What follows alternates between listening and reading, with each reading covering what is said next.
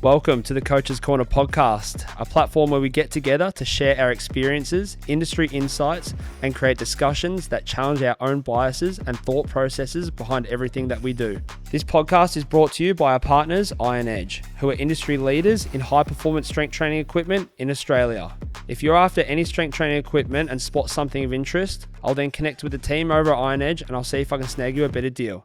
Now over to the podcast. Hey guys, welcome back to episode 8, I believe, of the Coach's Corner podcast. Today we're joined by co-host Nick England once again and very special guest, Tory Taylor. Welcome on board. Thanks for having me, boys. I'm looking forward to it. Yeah, 100%. So straight off the cusp, I think we've built a quite a unique friendship almost straight away. You came to the gym last year, obviously Australian man. I'll let you introduce yourself, but yeah, welcome down and what brings you here? Why are you here? What do you do? Well, I guess first and foremost, my name's Tory Taylor. Grew up in Mount Eliza. Parents now live in Frankston South. So whenever I come back during the off season from January to mid-April, so usually 3.5 months, stay with them, and then went to Haileybury College. Well, first and foremost, went to Kung in primary school, then went to Peninsula School up until year 8, and then finished my schooling at Haileybury. And I was kind of, funnily enough, I was one of those guys. I actually hated school, you know what I mean? But it was always one of those things that I wanted to make sure that I finished it because I knew one day that I would need it. And funnily enough, had I not graduated from Haileybury, I wouldn't be where I am today because I had to finish school to be able to go to university in America. So I'm certainly glad that I did that. But yeah, finished Haileybury and then and that was in 2015. Took a year off, didn't really know what I wanted to do, and then thought about going to university, and then came across a program called Pro Kick Australia. That was at the end of 2017 or maybe start of 18, and then I hesitated for a while whether I wanted to do it because I was still young at the time. I would have only been probably 20, and then 18 months later, 18 months of a lot of back and forth. Just thought, screw it.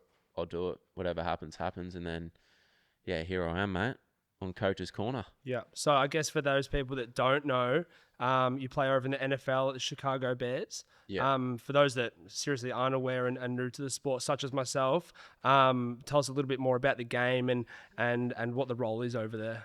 Yeah, I won't dive too much into the game because it's pretty complicated and you'd probably have to watch it yourself, which is funnily enough stuff that I tell people over there about Aussie rules. But basically my role is to flip the field, so try and gain as much field position for our own team. So basically if the offense stalls and goes 3 and out, then it's 4th down, I'll come on to punt, which might only be, like sometimes I have no punts whatsoever. And then sometimes I might punt 5 or 6 times a game. Mm-hmm. So when I was in college, I was punting a lot because we didn't have a great offense. Whereas now in the NFL, it's more of an offensive-driven game. So you're not didn't punt as much this year, which is obviously good for the team.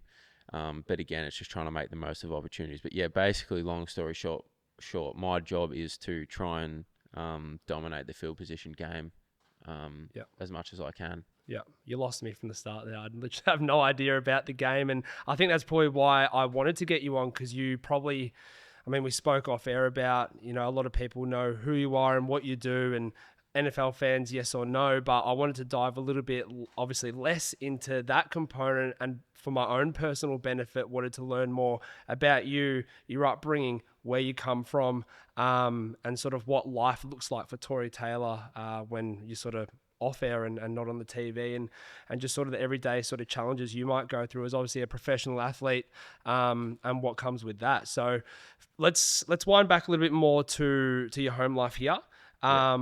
How it sort of started from, we dived into it a touch there, but your home life, your family, and then the move over to America initially.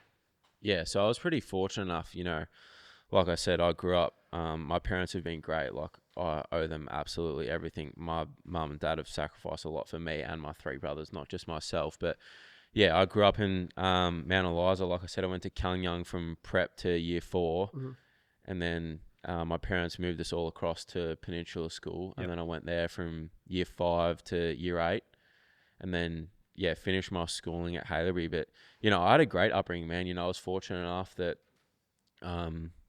went to private school, you know, went on holidays here or there. It's really hard to complain. How many Whatsoever. times back and forth did you have to go before making the move? What do you mean? So Sorry. you mentioned from here to the States, was there a lot of back and forth Oh, at the mate. time? Oh, yeah. There was probably that when I first went down to Pro Kick at the start of, I think it was the start of 2018. Is that still a program now? Yeah, still a program now. It was at Gosh's Paddock up in the city, just outside Amy Park, across from the G. And I remember getting off the train, and, you know, I thought, I got a pretty good kick. So off the train, how old were you?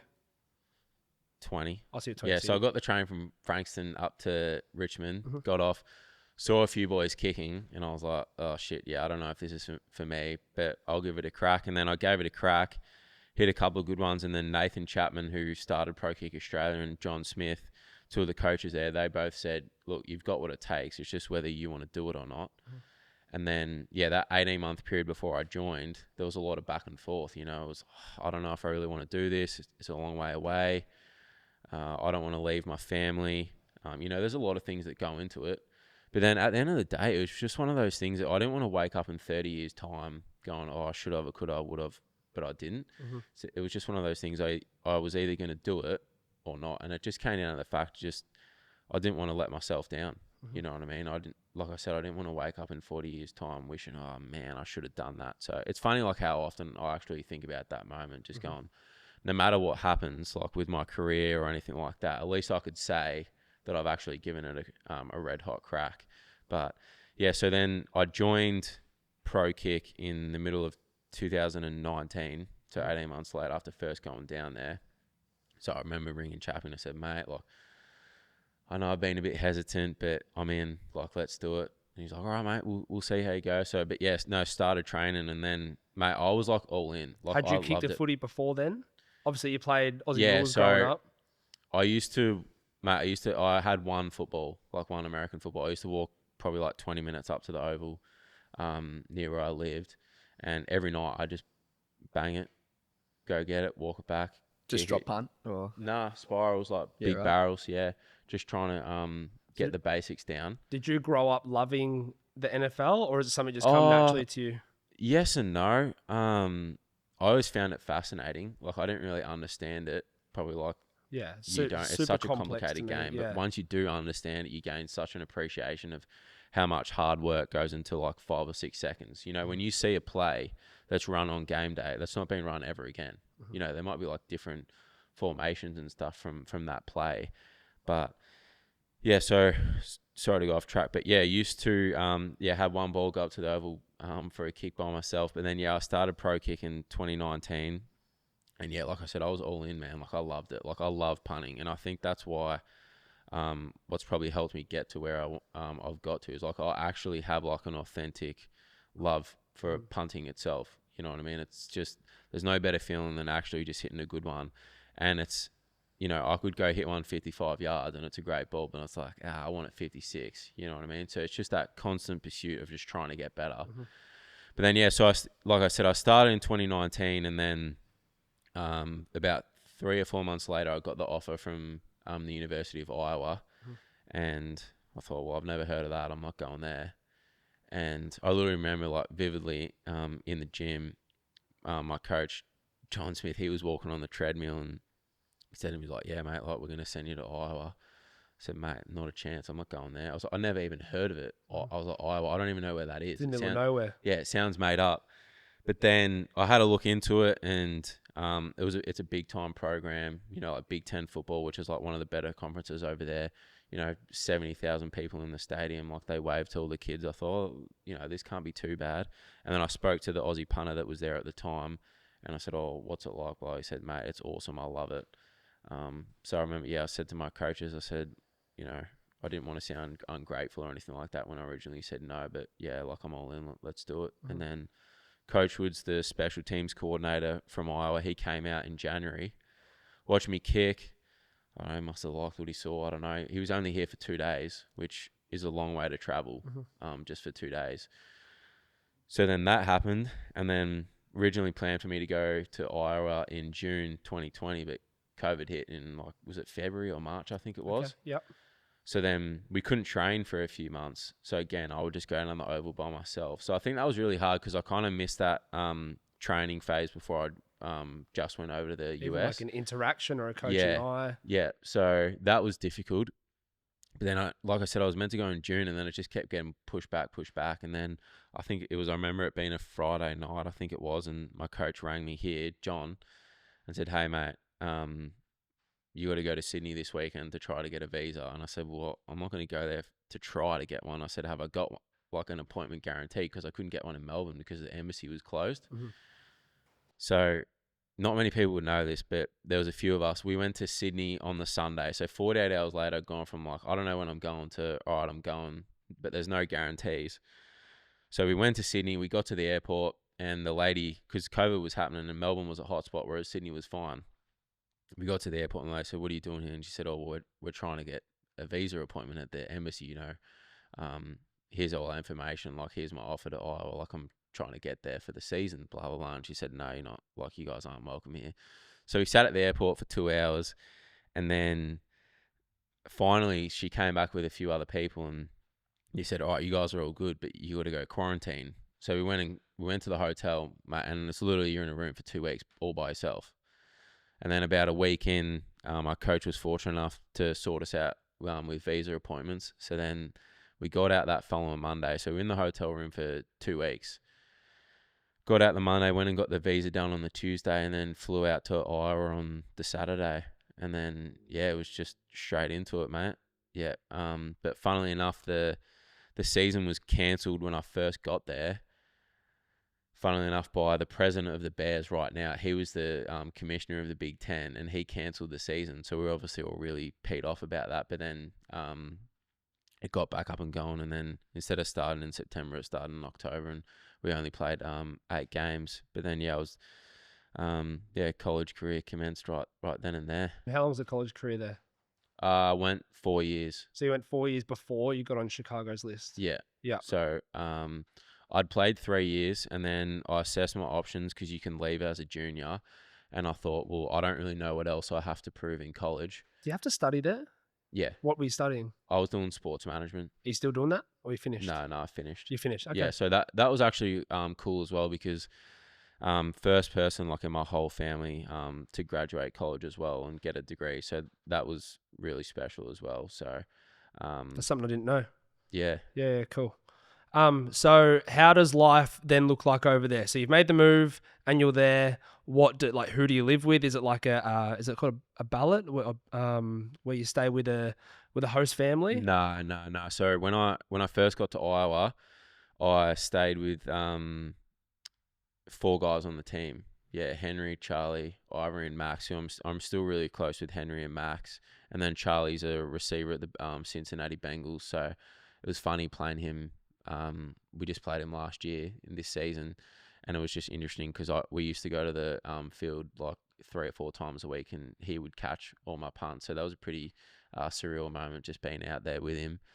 But yeah, so I lived with 4 guys on the team, and then yeah, when I finished at Iowa and moved to Chicago, I just lived by myself. Yeah, it's great. Cool. So how does life then look like? So in terms of, I guess, how old are you now? 20? I'm 28. 28. So 28. Yeah. So you would have moved in there. You've been in Chicago for 2 years? Yeah. Is that right? So finished college, moved to Chicago. What does life look like for Tory, football aside? So how do you start your day? What sort of practices and processes do you go through to get, I guess, your life ready? I guess it is going to transpire into football, but I'd probably like to dive into that a little bit more. Yeah, I think, first thing I do in the morning is obviously just get up and drive to the facility. But I try and take like that 15 minutes to just be grateful that I'm still doing it. You know what I mean? You do that before you go? Yeah, when I drive to the facility, the practice facility, like it's 15, 20 minutes. All I'm thinking about is like, I can't believe like I'm here. Like sometimes it's almost like a surreal, emotional moment that I'm even get to do this. That's very interesting. Do you do that, before you get in the car or while you're in the car? No, while I'm in the car. While you're in the car, yep. Yeah. So no music on, just... No, I'll play music and things like that. But I'm like, even just like driving, and this is going to sound really bad, and I don't mean this in a disrespectful or bad way whatsoever, but, when I'm driving to the facility, I'm driving like out of the city. and people are driving to the city, I was like, man, like I can't believe a lot of those, like 90% of these people are going to go slave away at an office all day.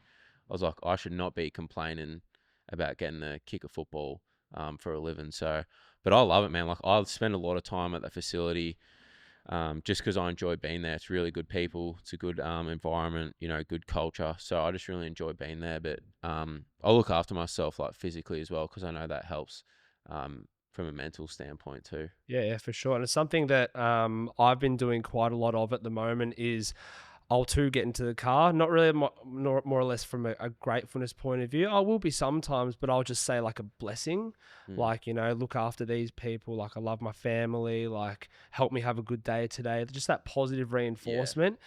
It is. Probably been doing it for 3 months. It has single-handedly changed my life. Yeah. Just that reaffirmation of things. Yeah, I think it's all about purpose too, mate. Like I think a lot of people talk about passion and motivation. It's all fucking absolute bullshit, honestly. I can say that because I think the biggest problem is like you get all these, you know, teachers that get up there, or even when the graduating class of 2025, like, you know, follow your passion, blah, blah, blah. Well, at the end of the day, that's going to come and go. Whereas I feel like if you've always got a purpose, it's always going to be there. And I don't really mind sharing mine, but mine's just about doing what I do. I get to give the experience to other people, and I think that's really cool. So like when other Australians come, or especially my family, the fact that they get to experience such a great environment and experience itself is really important to me as well. So it wasn't, you know, when we lost in the playoffs, I was obviously bummed for myself and the team because we'd worked so hard to get there. But I was more so upset that I didn't get to give that experience to my family and friends too. So I think when you got a little bit of purpose in your life, it'll always be there.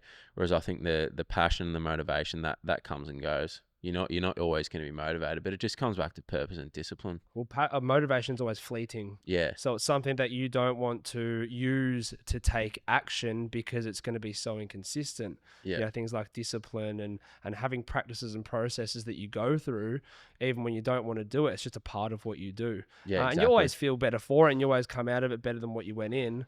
And like sometimes I'll even forget in the morning to say my blessing for whatever reason, but I always... And then once my day gets busy, I always think it's like, I'll do it later, I'll do it later, I'll do it later. But when I actually stop and give my chance the chance to actually stop and be grateful out loud for what it is, then it puts me in such a better position. And I actually do say it out loud. How do you go with that? So I won't just think it, like I'll say it to myself while I'm in the car. Yeah, that's interesting. I mean, I like to write a lot of stuff down. Like I've got a lot of notes on my iPad. You know, I do a lot of that stuff on game day as well. More so just like, this isn't define who I am as a person, and it never will. And I think that's helped me a lot too. But again, like it's just coming back to like being purpose driven and, but also understanding that you've got to be like selfish. It's all like, it's only you in this world. You know what I mean? At the end of the day, like there's other people around you, but you've got to do what you want to do. Where does all that come from for you? So obviously people don't just get, I mean, some people do, but maybe does that come from like deep-rooted family values or? Yeah, I think it's also just understanding, like in going through life experiences, you just actually got to do what you want to do. It's like when you hear people talk like on their deathbed and things like that, it's like, oh man, like I wish I didn't, you know, worry about work as much and shit like that, you know. And I just think it's bang on because people, you know, slave away doing things that they don't really want to do, and I just don't think that that's what life's about. It's actually just doing what you want to do personally. I understand like there's a work aspect too, like you got to make money and be resourceful for your family, but at the end of the day, like do what you want to do because nobody fucking cares. Like nobody actually cares. And at the end of the day, like I always think 90% of people don't care about your problems, and well, the other 10% are just glad that you've got them. So why not just do what you want to do 100% of the time? I think that's something that probably why I guess our friendship has sort of become to what it is, because when I first met you, you literally just messaged me on Instagram. Yeah. You walked straight up the driveway.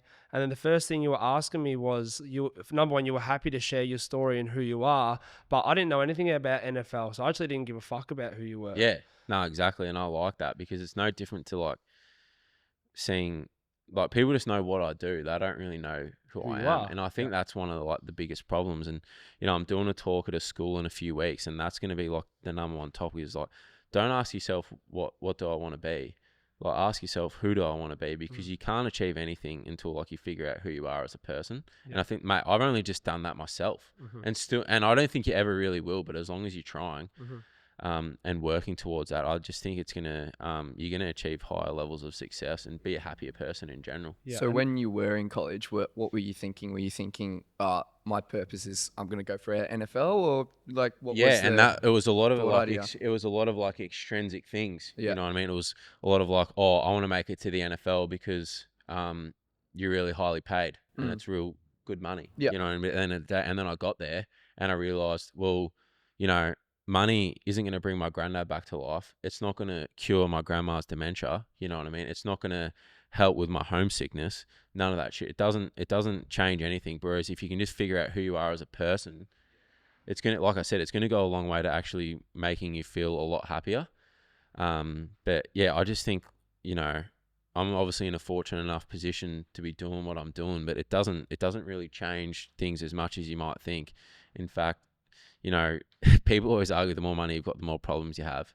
And I think it's so true, but not for me personally, but I could see how people think that. But yeah, when I was in college, a lot of it was just extrinsic things that weren't important. You know what I mean? Whether it was, you know, chasing the NFL because I wanted to get highly paid, or girls, you know what I mean? Like they're a big distraction. I don't know whether I should mention that, but it's true. Like a lot of guys go through that because, again, like girls don't really know who you are as a person. They're just chasing you because of what you do. Status. Yeah, and sometimes like I would try not to fall into that trap, but again, it just goes back to people just knowing what you are, not who you are. So maybe a little bit of a little segue. Hopefully we can touch on it. I remember it was because every time I chuck on KO, I'm always like, where's Chicago playing? Because it was always at random times that I was free. Yeah. And I remember I'm like, fuck, I can never find a Chicago game. And it was a practice match, and I think I texted you. Yeah, you texted me. And I'm like, why can't I find you on Instagram? Are you? I thought something had happened. I'm like, are you okay? Which you were fine. Can you touch on that mental situation or distraction and your thought processes through that? Yeah, so funnily enough, someone had always told me like social media only creates anger and jealousy. And I think that they're pretty two shit emotions that you don't really want to feel. Did I feel those at the time? I'm not really too sure. But it was actually one of those things that, what can I do to get better away from the game? Because the punting thing, I know what I need to do, and that's just continually do the little things to get better. Like it's just a little 1%ers each day, which I know sounds cliche, but it's true. So if you just try and improve 1% better a day, you'll be 37 times better in a year. But yeah, I just was like, well, what can I do to get better mentally and feel better? And I was like, I don't really need social media. I don't do anything. All I'm sitting there is just scrolling and looking at shit that I don't really care about. But funnily enough, the only things that I miss are actually just like looking at videos that people post back here, like yourself, you know, Chris, the mobility dude, the guy out in San Diego, a lot of his workouts that I would do. They're the things that I miss. Like I don't give a shit if you're walking down the beach with your girlfriend, you know what I mean? But there's also one of those things that you do sometimes like miss out on a lot, but at the end of the day, it's not really that important. And if it is important, or if someone needs to get in contact with me, takes a text message. Yeah, exactly. Yeah.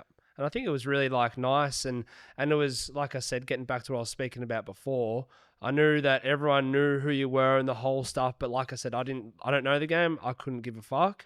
And the things that impressed me the most was, how's your kid? How's your wife? I think Maya was just born the first time that I met you. How's your kid? How's your wife? How can I come? I was still doing the head of performance at the Langy Footy Club at the time. Hey, can I come down and help out your local team? Free, no money, just out of the goodness of wanting to make people improve. And I thought that was really significant, hence why we've probably been able to maintain this relationship and have you here right now, because I really reciprocate with those values, and I thought that was really special. No, I appreciate that, mate. At the end of the day, all that matters in life is, I feel like, is just love and relationships. You know, you can't take any of the other shit with you to the grave. You know what I mean? I think that's one thing that, you know, when I first got to the NFL, I probably put a lot of removed a lot of relationships because I was just so singular focused on, well, if you're not going to help me with punting, why do I need to be friends with you? You know what I mean? And I think that's a really bad way to look about things. And I've learned that myself, and I learned that the hard way. And I've even apologized to some people for it because I didn't, you know, people talk about like, oh, it's all about the journey, not the destination. But I think it's more so about like who you become along the journey. And I didn't really like who I became as a person, you know, my first probably like 12 to 18 months in the league. But that wasn't because like a sense of like arrogance or entitlement or anything like that. It was just like, I don't want anything to do with you if you're not going to help me get better as a football player. And then I was so focused on football that it was actually affecting me off the field. Whereas if you just take care of the shit off the field, you can enjoy more on the field. And I think that's like one thing that I'm still just continually trying to get better at, because at the end of the day, it's all about relationships in life. So you just have so much more freedom, like coming onto the game, coming onto the pitch. You just go out, you just get to play, just to love it. Yeah, I just like, get to play like thinking. for fun. And it never really feels like a job, if that makes sense. It's Like cool, there is a professional aspect to it, and it's very cutthroat. But I just try to be a kid out there, man. Like I'm just kicking a ball, and sometimes I think, you know, if I don't have the greatest game, I try and reinvent the wheel and things like that. But then it just goes back to, I'm just kicking a ball. I've been doing it for 20 years. Yeah, It's the same thing as Bonnie Diaz. I'm the girl I told you Yeah, about at at Arkansas. yeah. And I remember, you know, she was just turned 18 or whatever, and then all that, there was so much hype, so much energy, which also brings pressure. And I remember saying to her, I'm like, don't forget why you fell in love with the game. Yeah. Because yeah, sure, you're good at it, and like that's fantastic and whatnot, but you play basketball because you love basketball and you love competing. So don't forget that. I actually saw this thing the other day. Sorry to be rude and get my phone out, mate, but I actually saw this thing the other day. Instagram. That was Nah, I'll try to find it. Play some elevator music or something now. Yeah, it says you don't stop playing because you grow old. You grow old because you stop playing. And I think it's just so true. It's like at what stage of life, you know, does it get to that point? Because, you know, the skill itself, like for example, I read this poem like each time I play about this archer, and me and my mate always text one another before I play and just say the archer. And it basically talks about like when an archer's just shooting for fun, you know, he's fine. But when he starts shooting for like gold or a brass buckle, he goes blind because he's letting the prize divide him. And I guess what I mean by that is like whether I'm kicking a ball in the park at, you know, at Frankston Oval by myself, or I'm doing it at Soldier Field in front of 60,000, the skill itself hasn't changed. It's just the prize, if that makes sense. So that's one thing I try to focus on is like nothing's changed. It's just the environment's changed. Like don't let the internal be affected by the external. It's so funny, like even goal setting at the gym. Like I said, I've had the facility for 13 years. Yeah, that's crazy. I can't believe You know, that. once we have not done goal setting. Not once. Because I feel like as a population, we are too objective and concerned with the outcome. Yeah. All people want is to feel good and be happy. That's it. Yeah. So if you don't worry about the objectives or the outcome and just focus on process and the subjectives, how did it make you feel? How was the environment? How is that benefiting your life? Then you're probably going to, number one, you're going to get to your goal anyway. Number two, you're going to be so much happier. Yeah. But sometimes I think you got to like take a step back, you know, when I got to college, like I was saying to Nick, when I got to college, all I thought about was like, I got to make it to the NFL. And then I got to the NFL and there was a part of me that was like, all right, this isn't what I thought it would be. Like, it's great and I love it and I'm extremely grateful, but it's like, why did I spend so much time making this who I am and making this my life? So, no, you are right. Sometimes it's not really about the goals or anything like that. Again, it's just trying to like find that purposes to it, to why you're doing what you're doing. What about this? So I'm going to try and go the other way a little bit. This is obviously unscripted, but often people will go through things like faith and process and all these things typically after something has gone wrong. Oh, totally. Or some sort of heartache or disappointment, whatever it is. Is there any story that's relevant to your process now that did go wrong? Oh, mate, absolutely. Like this season, the first week of the season, right? I got home on a Tuesday afternoon and my mum's ringing me and I'll go back. I called my little brother and he didn't pick up, which is weird because like he always picks up because I know he's about to go to school. So I was like, what's going on here?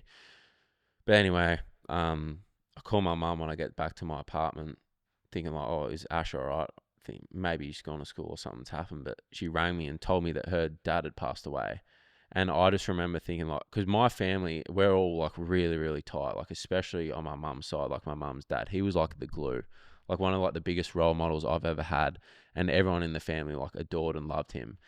And I remember getting that call, and like it felt like just the whole world had ended. But again, I think what helped me progress was knowing that I can't change anything. And again, it goes back to what I said before. Like, I can't bring my granddad back to life, but what I can do is just continue to try to get better and understand that, you know, football actually isn't who I am as a person. And I think that almost like helped me in a way. And it's funny, like what he'd had written down, it must have been like he wanted someone to find it. But when he passed away, like one of the last notes that he left, on his desk was like a lot of people who spend a lot of their life letting their self-worth be like their job, if that makes sense. And my brother had sent that to me, and I was like, that's so crazy that he's actually written that. How old are your brothers? I got a twin, so 28 and then 25 and then 15. So you guys are close. So it was my twin that had found it, and I just thought, that's absolutely crazy. So I think, again, when adversity hits, you just go back to the relationships that you've built with people. But I think what was hard was when I was there, I didn't tell anyone, you know, like, or not many people knew.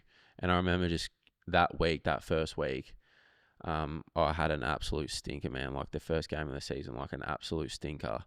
And I was like, what can I do to just grow from this? And, you know, how can I just learn and understand that no matter what thoughts or feelings I have, like I can't bring my granddad back to life. So that was a really big learning experience for me, because, you know, I was fortunate enough, like I never really experienced grief like that.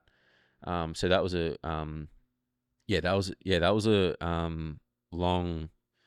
long few weeks, but it helped shape who I am as a person. It actually helped me progress as the season went on, understanding that all that matters is the relationships that you have with people. Crazy. Well, I spoke about it in the first podcast we had about the origins, and thanks for obviously sharing that story. I didn't know that either. But my upbringing was not great. I was in a world of disappointment. But then one of my role models committed suicide. And he had this quote where he said, if you always did what you've always done, then you'll always get what you've always got. Yeah. So if you want something different, you have to do something different. Yeah. You can't expect things to change for you not to put in action. And I've held that with me for a long time. I remember when you telling me that story, I was like, fuck, that's so awesome, because so many people like use things that have happened to them as an excuse rather than just looking in the mirror and go, no, I'm the fucking idiot that did this. I'm going to do something about it. 100%. No, that's really powerful. What about you, Nick? Do you have any stories like that? Not recently. It's more for me, I think especially like last season, just for sport-wise, play cricket. Not that great at it. But process-wise, last year I hated my game. Like coming into the end of the season, wasn't enjoying it, putting so much pressure on myself. And it's taking a step back and like listening to you today, it was good to hear how you go back to that love of the game. Yeah, so, totally, mate. Totally. Literally, that's my whole preseason and coming into this season for me was just that, just going back to that process of going, okay, what's missing here? Yeah, I'm not loving it. Not enjoying training. Like training's the one thing that, as a kid, you'd love just going to and just playing with your mates, hitting balls, whatever. But this season, it's been going back into that process and going, okay, what am I missing? Missing that love. Let's go back and just enjoy it. Like, have you heard that Roger Federer? I think you might have shown it to me about the points. Dartmouth speech. Yeah, so it's unbelievable. It's one. In fact, everyone should actually watch that video. It's probably 25 minutes. It's when he graduates from Dartmouth, which people know is like one of the better academic schools across the US. Obviously, it wouldn't have been too hard for the big Fed to get in there, but it's one of the best speeches you'll ever see. And I think you're about to talk about how he won 80% of his matches, but 53 or 54% of his points. Yeah. And what he talks about, he's like, I can't do anything about the past, but that next point is the most important thing in the world, and nothing else matters. 100%. And then 100%. once it passes, it's just the next point. It's just the next point. Yeah. Unbelievable. We're just taking a quick breather to hear from our other broadcast partner, Lumin Sports. Every strength coach has got one, but is it the right one? We're of course talking about S&C programming software. It's so important as it's basically an extension of you as a coach. Lumin Strength is the strength program of choice for coaches, including us here at Peak. Is it time that you made the switch? Head to luminsports.com. Back to the podcast. There is one thing I did want to bring up, Tors. Obviously, the Donald Trump meeting. Can you tell us a little bit about that, how that transpired? And obviously, he gave a nice little speech for you, which I'll interpret in a moment. But tell me a little bit about that. No interpretations, thank you. But no, so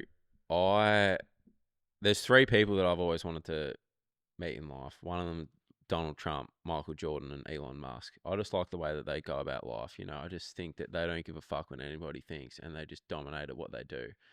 And I just love that mindset. But anyway, there was a major investor at the University of Iowa to the football program. I don't know if I should mention names, so I won't.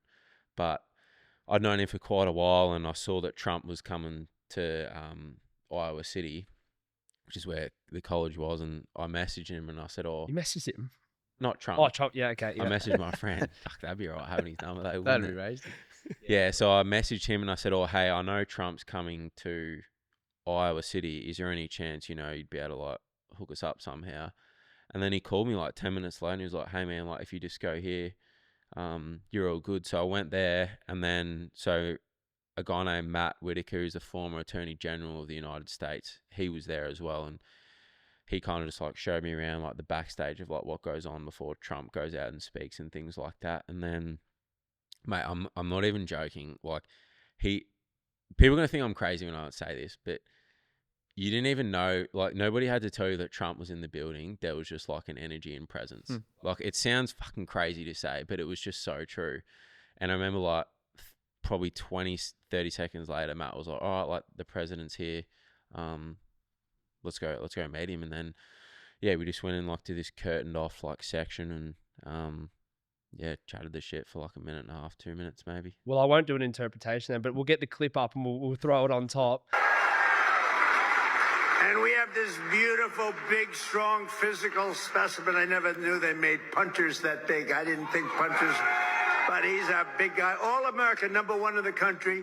Tory Taylor from the Iowa Hawkeyes. Oh, he's going to make a lot of money. I want to be his agent. Can I be your agent, please? I want to be his agent. But what was your interaction like with him? Man, he's awesome. I don't mind saying I'm a big Trump fan. I think he's what he's done and where he's gotten to is pretty impressive. But yeah, it was awesome. He just loves dudes. He's a dude's dude, you know what I mean? He likes guys, obviously athletes or people like that. But no, he was cool. He just asked what do I do, and then